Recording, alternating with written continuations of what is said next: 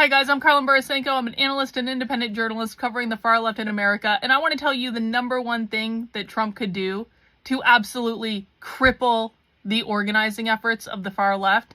And it's not even close. This is far and away the most important thing Trump could do to stop the far left. It's more important than any of the executive orders that he's written about applying to the schools in terms of teaching gender ideology and critical race theory, because the schools are ignoring those executive orders anyway. This is more crippling than any defunding of the colleges that Trump could do, because the colleges have massive endowments. Trump isn't actually hurting them as much as people think they are.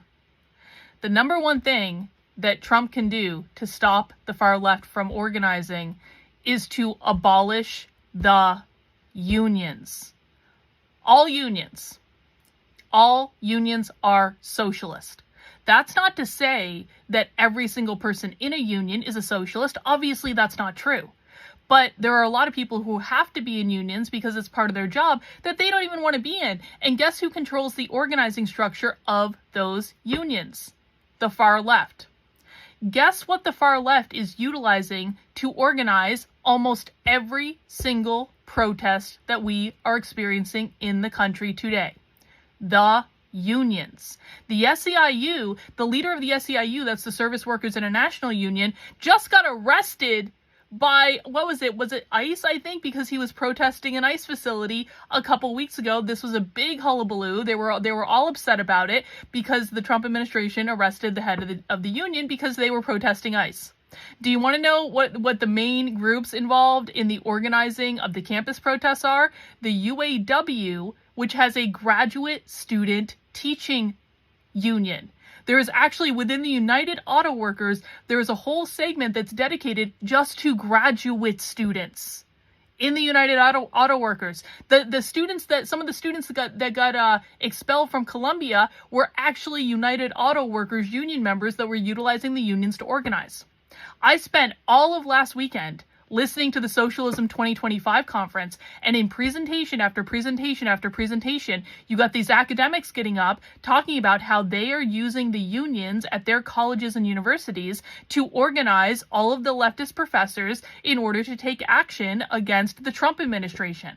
When you look at the May Day protests or the No Kings protests or the next round of protests, which is going to be the Good Trouble protests, these are more progressive style protests, but guess who's involved in organizing them? The National Education Association and the American Federation of Teachers, two of the largest unions in the United States, happen to be teachers unions, by the way. Teachers are government employees, and they have these unions that are completely designed to protest the flipping government so they don't have to do what the government's telling them to do. And I could go on and on and on and on and on. Every single destabilizing effort that we have seen from the far left in the last couple years at least, the unions have been central to that. Because the unions have been completely co-opted by the far left as one of their primary organizing and recruiting vehicles. So if Trump wants to stop the far left, it's actually really effing simple.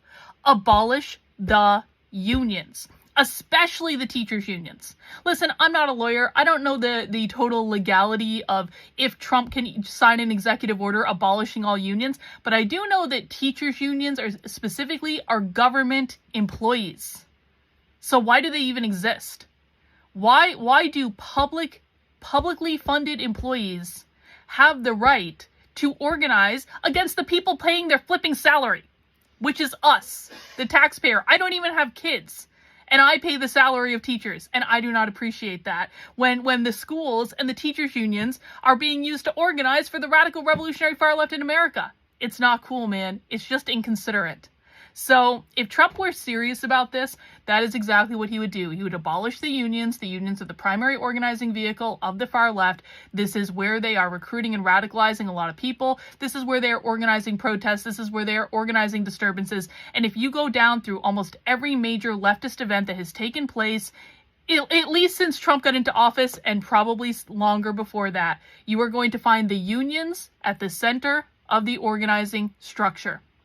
So, will Trump ever abolish the unions? No, man, he's way too worried about anti-Semitism or covering up for Jeffrey Epstein or any of the other stupid shit this administration is doing that has nothing to do with solving the problems of the country. So do I expect Trump to do anything of value? No, I don't, sadly.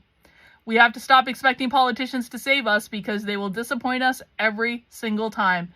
We have to save ourselves. So if you want to learn about the far left, I will show you what they're doing. I will give you the evidence. I will show you the presentations from the Socialism Conference where they are explicitly talking about using the unions to organize. I will do all that stuff on my channel, on my Substack. You can find that at Karlyn, KARLYN.substack.com. You can find me on YouTube, Rumble, X, Kick. I stream this stuff all the time. And if the Trump administration doesn't want to hinge into reality, I mean, you still can. At least you'll be prepared when the socialists take over, but, you know, could have been prevented had anyone wanted to do anything about it, but no, we had to worry about anti-Semitism and covering up for Jeffrey Epstein to protect Israel. Hope it was worth it, Trump. Talk to you guys soon.